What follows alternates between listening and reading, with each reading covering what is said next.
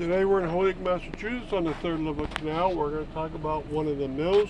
This was called the Newton Mill, and some pieces are still around. And what do you want to know about the Newton Mill today? Well, anything about its features.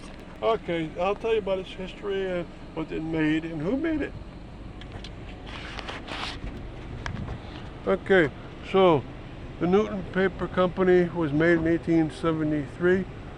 That building at the very end is a very high rise with one of the storage centers. It had 4 storage centers towards the front, and that was only one that came later, and it was a 5th.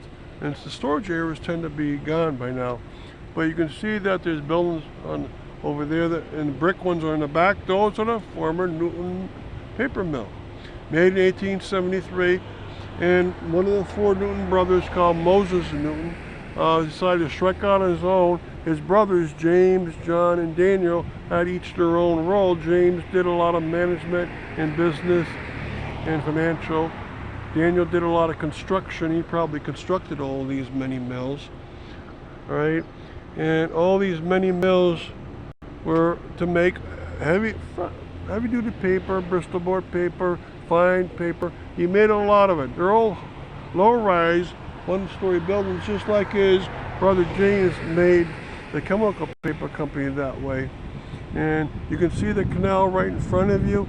It's the last of the 3 leveled canals. It's really filled up today. And behind or in front there is a turbine location, but it's gone now. We used to have water go in through a lot of these ports. They've been filled in. They're more like a flood wall now there. And the Newton Paper Company lasted from 1873 into the late 1960s, so over 95 years it lasted.